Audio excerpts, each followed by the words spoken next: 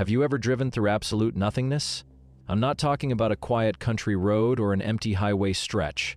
I'm talking about true, bone-deep isolation, the kind where your headlights are the only light for 100 miles in every direction. Where the silence is so thick it feels like it's pressing against your eardrums, where you could scream at the top of your lungs and the sound would just get swallowed by the vastness around you. There's a road in America where this feeling becomes your reality, mile after endless mile. They don't call it the loneliest road in America as some cute marketing gimmick. They call it that because it genuinely is one of the most isolated, desolate stretches of pavement on the entire continent.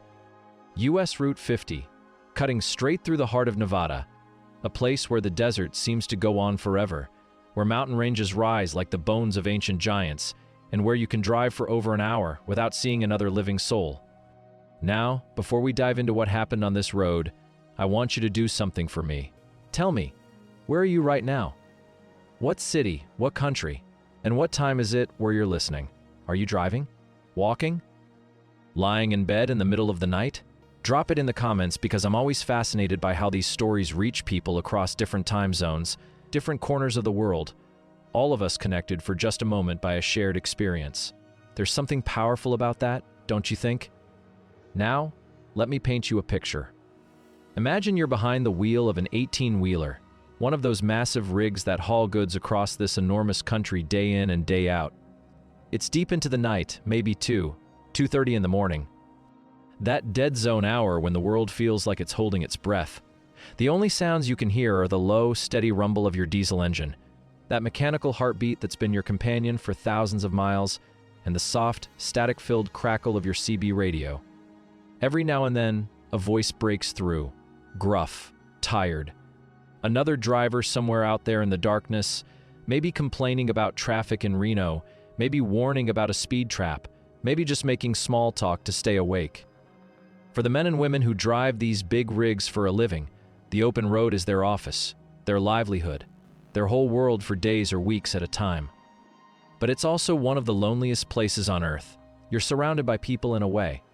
Cars passing, trucks at rest stops, voices on the radio, but you're fundamentally alone.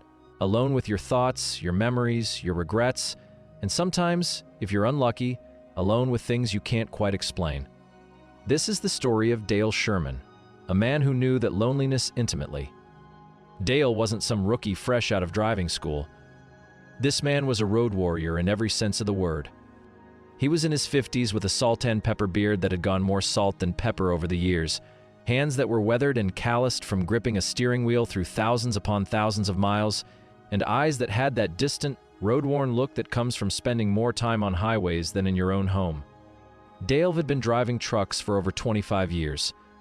He'd seen everything the road had to offer: blizzards that turned highways into ice rinks, dust storms that blotted out the sun, fog so thick you couldn't see 10 feet ahead, mechanical failures in the middle of nowhere, close calls with drunk drivers, you name it. He'd handled it all with the kind of calm, methodical professionalism that only comes from experience. Dale wasn't the type of man who scared easily. He didn't believe in ghosts, didn't put much stock in superstitions or campfire stories. To him, the world was made of diesel fuel, coffee that was always too weak or too strong, delivery deadlines, logbooks, and the endless ribbon of asphalt stretching out before him. Everything else was just noise. On this particular night in the late 1990s, Dale was making a run he'd made literally hundreds of times before, from Sacramento, California, to Salt Lake City, Utah. It was a familiar route, almost comforting in its predictability. He knew every truck stop, every decent diner, every spot where the highway patrol liked to hide. The load he was hauling was nothing special. Machine parts, heavy and valuable but not particularly exciting. Just another job, just another night. He'd left Sacramento in the late afternoon, and now, several hours later, he was in the dead center of Nevada, the most isolated, most desolate part of his entire journey. This was the stretch where civilization seemed to just give up. No towns, no gas stations, no rest stops, just endless high desert basins, sagebrush, and the occasional Joshua tree standing like a twisted sentinel against the night sky. Above him, the stars were incredible, the kind of brilliant, Overwhelming display you can only see when there's no light pollution for 100 miles in any direction. The Milky Way stretched across the sky like a river of light. It was beautiful, in a stark, almost alien way. His only real connection to the outside world at this point was his CB radio, that crackling, hissing lifeline that connected him to other drivers scattered across the western states. For most of the evening, there'd been the usual chatter. Truckers complaining about dispatchers, sharing information about road conditions, telling jokes that ranged from mildly funny to groan-inducing, the kind of camaraderie that develops among people who share the same strange, nomadic lifestyle. But as the night wore on and he pushed deeper into the Nevada wasteland, that chatter began to die down. One by one, the voices signed off, some pulling into truck stops for the night, others reaching their destinations, some just going silent. By around 1:45 in the morning, the CB had gone almost completely quiet. Just static, that soft, steady hiss that was somehow both comforting and unsettling at the same time. Dale found his mind beginning to wander in that way it does when you've been driving for hours and the highway hypnosis starts to set in. He was thinking about home, about his wife Janet, who was probably asleep right now, about his daughter Rachel, who was graduating from high school next week. He'd promised he'd be there, and he would be. This was his last run before taking a few days off. He was thinking about maybe taking the family on a vacation, maybe up to Lake Tahoe, somewhere they could all relax together. Normal thoughts. Mundane thoughts. The thoughts of a middle-aged man who was just trying to do his job and get home to the people he loved. He was just another guy, doing another job on another night. And then, cutting through the static like a knife, came a voice that changed everything. It wasn't like the other voices he'd been hearing all night. Those had been deep, rough, masculine voices, the voices of men who'd been smoking cigarettes and drinking truck stop coffee for decades. This voice was completely different. It was small, thin, fragile, almost swallowed entirely by the hiss and crackle of the radio signal, but it was unmistakable. It was the voice of a child, a little girl, and she was crying. Through the static and interference, Dale could make out words, desperate, panicked words. "Please, somebody, help me, I'm scared." Dale's drowsiness vanished instantly, replaced by a cold shot of adrenaline that made his heart hammer in his chest. He sat bolt upright in his seat, one hand instinctively reaching for the CB handset, while his eyes scanned the darkness outside his windshield as if he might somehow see where this transmission was coming from. A kid on the CB radio? Out here? In the middle of the Nevada desert, in the middle of the night? It didn't make any sense. His first thought was that it had to be some kind of prank, maybe some bored teenager screwing around with their parents' radio equipment. But even as that thought crossed his mind, he dismissed it. The fear in that small voice, that was real. You couldn't fake that kind of genuine, bone-deep terror. That was the sound of a child who was truly, desperately afraid. Dale keyed his microphone, forcing his voice to stay calm and steady, even though his pulse was racing. "Hello? This is Big Dog, eastbound on 50. I'm receiving your transmission. Can you hear me? What's your location?" For a moment, there was nothing but static. Then the voice came through again, a little clearer this time, but still fragmented, still broken up by interference. "My name is Lily. We're lost. Daddy's car broke down and he went to fix it, but he won't wake up. I'm scared. It's so dark." Every protective instinct Dale had went into overdrive. This was a child, alone, scared, possibly in real danger. He'd been a father long enough to know exactly what that fear sounded like. He began asking questions, his voice taking on that calm, authoritative tone he used when Rachel had nightmares or got scared. "Okay, Lily, you're doing great. I'm going to help you, but I need you to tell me exactly where you are. Can you see any signs? Any mile markers? Anything that tells me where you're at?" The girl's voice came back, still frightened, but seeming to grab onto his calm presence like a lifeline. "We turn off the big road. Near the rocks, Daddy said they looked like a skinny man waving goodbye." Dale felt an icy prickle run down his spine. He'd been driving this route for 20 years. He knew every landmark, every turnoff, every weird rock formation that truckers had given nicknames to over the years. The Watchful Eye, Devil's Thumb, preacher's pulpit. He knew them all. But there was no formation called the Skinny Man. He'd never heard of it, never seen it, and he sure as hell had never missed something that distinctive. He switched channels on his CB, broadcasting on the general channel that all truckers monitored. Breaker, breaker, this is Big Dog on 50 eastbound, about mile marker 140. Is anybody else picking up a transmission from a little girl? Repeat? Is anyone else hearing a child on the radio?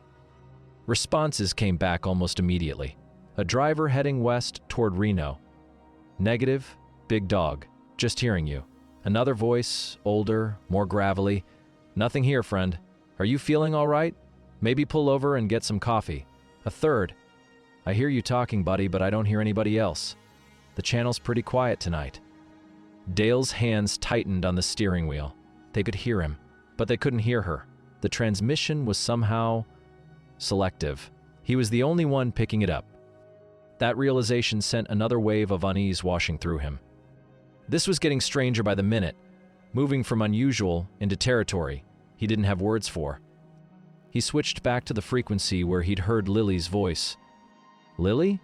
Are you still there, sweetheart? I'm here. Her voice was quieter now, more distant, as if she were moving away from her radio, or as if the connection between them was weakening. It's getting colder. I can see my breath. Dale asked more questions, trying desperately to get some kind of useful information. What kind of car were they driving? What color was it? Had they passed any towns before they broke down? And that's when she gave him a detail that made absolutely no sense. It's Daddy's car, the big blue one with the shiny wings on the back. It's pretty, but it doesn't work anymore. Dale's mind raced. A big blue car with shiny wings on the back.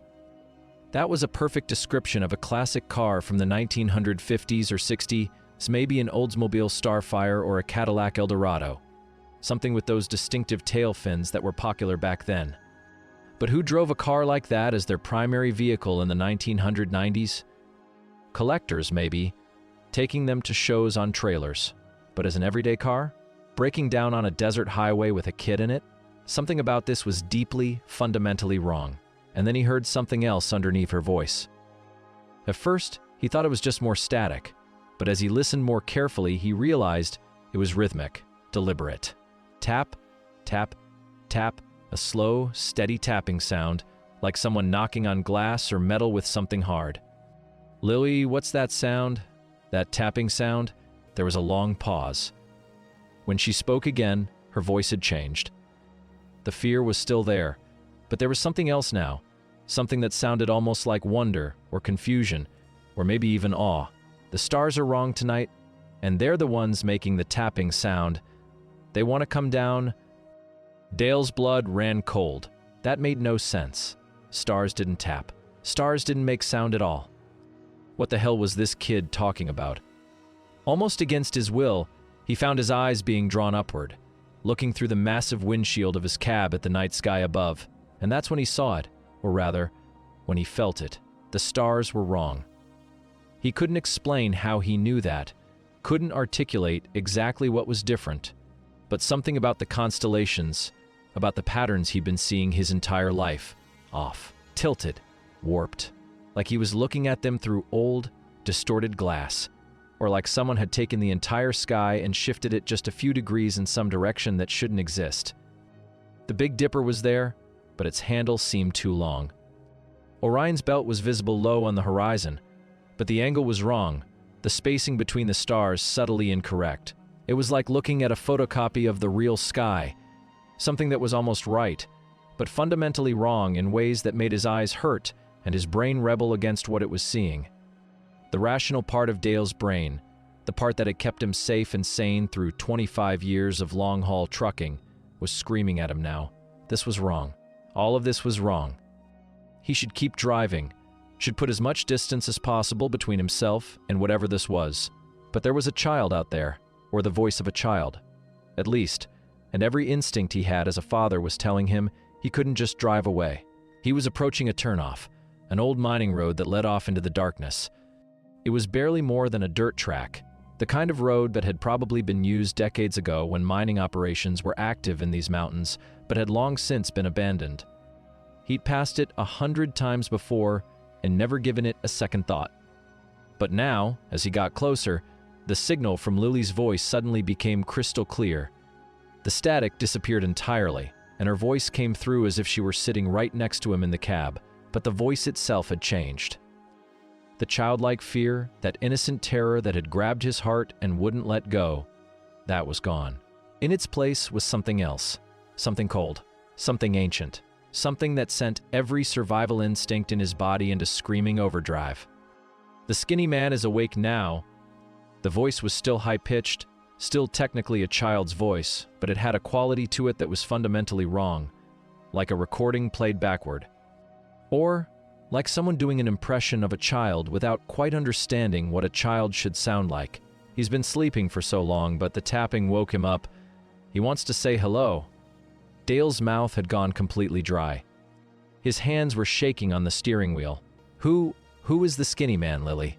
And then came the response that would haunt him for the rest of his life. The voice on the radio, no longer even pretending to be a frightened child, dropped into a register that was impossibly low, a sound that seemed to vibrate in his chest and make his teeth ache. It was a voice that sounded like dirt and stone and things that had been buried for a very long time. The tapping isn't coming from the radio. At that exact moment, that precise, impossible moment, a sound erupted from right next to Dale's head. 3 loud, sharp, deliberate knocks on the driver's side window of his cab. Chuppy, chuppy, chuppy. Dale screamed. It was a raw, primal sound, the kind of scream that bypasses all rational thought and comes straight from the most ancient part of the brain that still remembers being prey. He was driving 6 to 5 miles per hour down the center of an empty highway in the middle of the Nevada desert. There was nothing out there. The nearest structure was miles away. The nearest person was probably 50 miles away. There was absolutely nothing that could be knocking on his window. Nothing. And yet he'd heard it. 3 distinct knocks, clear as day, as if someone were standing on his running board, which was physically impossible at this speed. Pure instinct took over. Dale yanked the steering wheel hard to the right, then overcorrected back to the left.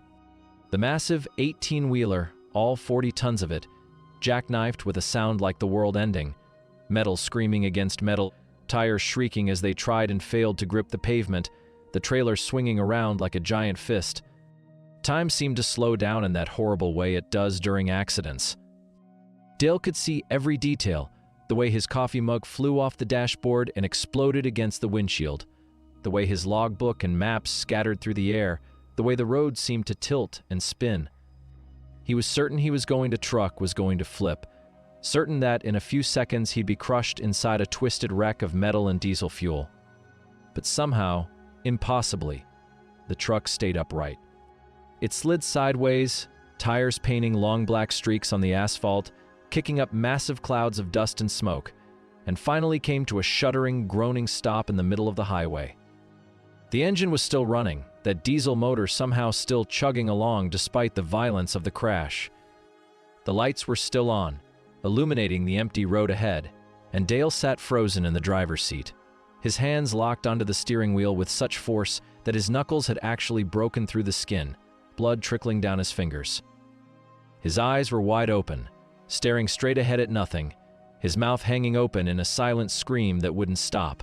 About an hour later, a Nevada Highway Patrol officer named Miguel Santos was heading east on his regular patrol route when his headlights picked up something unusual. A big rig sitting motionless in the middle of the highway, both lanes blocked, hazard lights blinking rhythmically in the darkness. His first thought was a mechanical breakdown, maybe a blowout or engine failure. But as he got closer, he saw the skid marks, massive, black streaks of rubber that stretched back nearly a quarter mile, indicating a truck that had been going highway speed and then slammed on the brakes with everything it had. But the weird thing, the thing that made Officer Santos's cop instincts start tingling, was that the truck itself looked completely undamaged. No rolled trailer, no jackknife position, no visible damage to the rig at all. It was just sitting there, perfectly intact, in the middle of the road. He pulled up behind it, hid his lights and spotlight, and approached cautiously, one hand on his weapon. Truckers were usually good people, But you never knew. Drugs, mental health crises, all sorts of things could happen out here in the middle of nowhere. Driver, Nevada Highway Patrol. Are you okay there? No response. Santos climbed up onto the running board and looked through the driver's side window, and what he saw made him immediately call for backup and an ambulance. Dale Sherman was still in the driver's seat, but he wasn't there, not really. His eyes were open, staring straight ahead with an intensity that was almost frightening, but they weren't seeing anything in this world.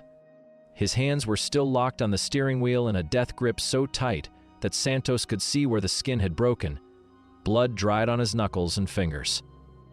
His mouth was open in what looked like it had been a scream, jaw muscles locked in that position. The CB radio on the dash was still on, emitting a soft, steady hiss of static. And there on the driver's side window, right next to where Dale's head would have been, 3 long, vertical scratches etched into the dust and grime coating the glass. They looked like they'd been made with something sharp and hard, dragged deliberately down the surface, but the truck was in the middle of the highway.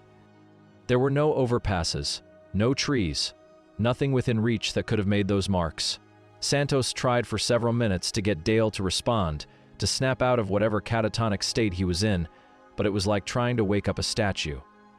The man's body was there, alive, breathing, but his mind was somewhere else entirely.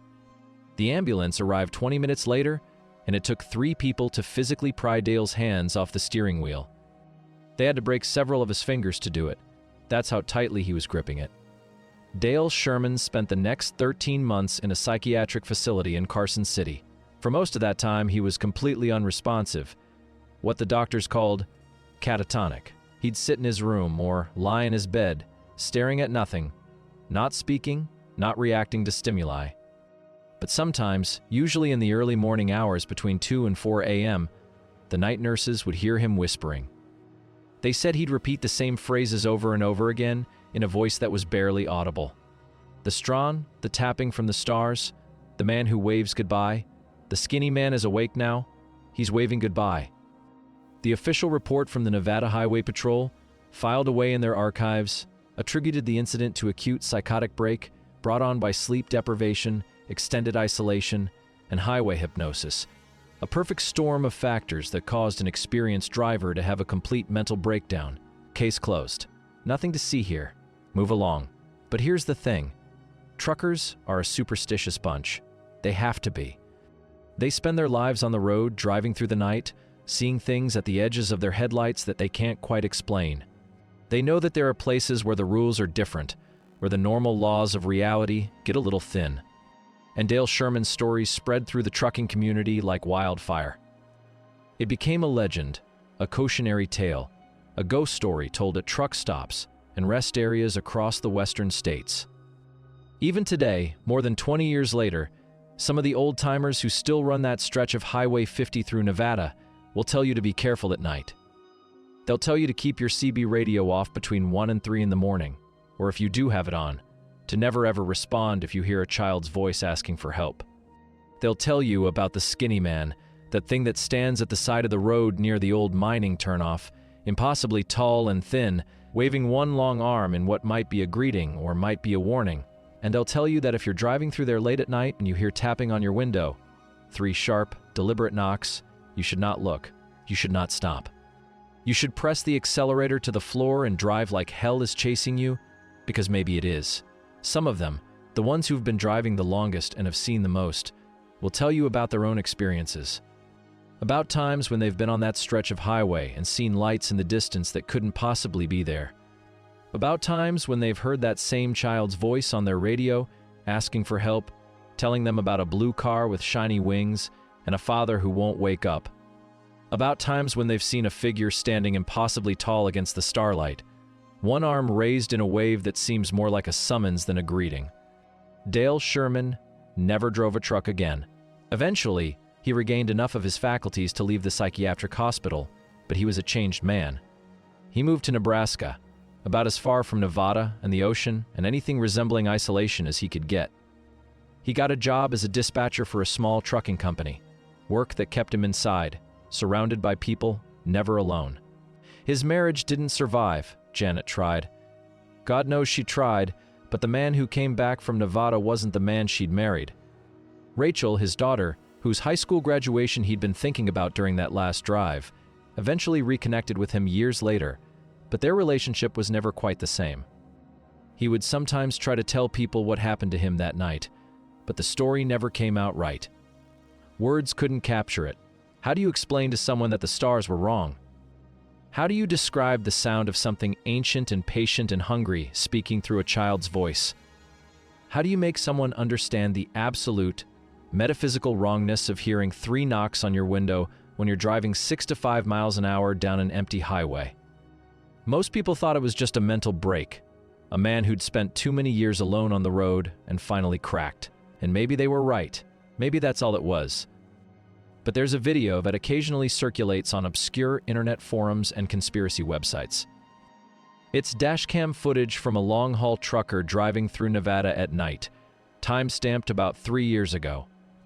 You can see the highway stretching out ahead, illuminated by the truck's headlights, and you can hear the driver humming along to some country song on the radio. And then, for just a moment, maybe 2 or 3 seconds, you can see something standing at the side of the road. It's impossibly tall, impossibly thin, with limbs that are just slightly too long to be human, and it's raising one arm, waving slowly, deliberately, at the passing truck. The driver doesn't seem to notice it. The truck continues on without slowing down. But if you watch the video carefully, if you really pay attention, you can see that for just a moment, the stars in the sky behind that figure look wrong, tilted, warped. Like someone took a photograph of the real sky and shifted it just slightly off-center, creating something that your brain knows isn't right even if your eyes can't quite figure out why. The video always gets taken down within a few days of being posted. YouTube claims it violates community guidelines. Reddit says it's fake, obviously edited. Facebook flags it as false information, but it keeps reappearing, uploaded by different accounts, spreading through the corners of the internet where people share their unexplained experiences and compare their encounters with things that shouldn't exist. And in the comments section, before the video inevitably gets removed again, you'll sometimes see posts from people who claim they've driven that road. They'll say things like, "I heard her too," or "I saw the skinny man and I didn't stop," or "the stars were wrong that night," and I almost answered. Whether the video is real or fake, whether Dale Sherman's experience was a genuine paranormal encounter or a tragic mental breakdown, the story persists. It's become part of the mythology of that highway, part of the collective consciousness of the people who drive through America's emptiest spaces in the dead of night. And maybe that's what matters. Maybe the truth of what happened to Dale Sherman on that lonely stretch of Nevada highway is less important than what the story represents. A reminder that there are still places in our modern, GPS MAP, satellite photographed world where the old rules don't quite apply. Places where the boundary between the known and the unknown is thinner than we'd like to believe. Places where something might be watching, waiting, waving goodbye to travelers who venture too far into the darkness. So the next time you're driving late at night through somewhere truly isolated, somewhere where the nearest town is an hour away and your cell phone has no signal and the stars overhead are so bright they almost seem unreal, pay attention to your radio. If you hear a child's voice asking for help, telling you about a broken-down car near the rocks that looks like a skinny man waving goodbye, my advice to you is simple. Don't answer. Don't stop. Don't look at the stars too closely to see if they're in the right place. Just keep driving, keep your eyes on the road ahead, and whatever you do, don't roll down your window if you hear tapping. Because sometimes the things that call out from the darkness aren't looking to be rescued. Sometimes they're the ones doing the hunting, and they're very, very patient. They have all the time in the world to wait for the next traveler who stops to help, who answers that desperate voice, who makes the fatal mistake of thinking they can be a hero on America's loneliest road. Dale Sherman made that mistake. He heard someone who needed help, and his better nature, his compassion, his paternal instincts wouldn't let him just drive past. And whatever was out there in that vast Nevada darkness knew exactly what voice to use, exactly how to draw him in. The scariest part isn't that something was out there pretending to be a child in distress. The scariest part is that it knew him. It knew he was a father. It knew he wouldn't be able to resist trying to help. It had been listening to him, studying him, learning him through those miles of lonely highway. And when the moment was right, it reached out and knocked 3 times on his window at 6 to 5 miles per hour, just to let him know that it could. That it had always been there, just outside his peripheral vision, just beyond the reach of his headlights, keeping pace with him mile after mile through the darkness, waiting for the right moment to make itself known. They say Dale still wakes up sometimes in his small apartment in Nebraska, hundreds of miles from any desert or empty highway, bolt upright in his bed at exactly 1:45 in the morning. They say he'll sit there in the darkness, listening, as if waiting for something. And sometimes, just sometimes, he'll whisper into the silence, "I'm sorry, Lily. I'm sorry I couldn't help you." But the thing is, there was never any Lily. There was never any broken-down blue car with shiny wings. There was never any father who wouldn't wake up. There was only something old and patient and hungry, wearing the voice of a frightened child like a mask, calling out from the darkness of America's loneliest road. And it's still out there, still calling, still waiting, still waving goodbye to anyone foolish enough to stop.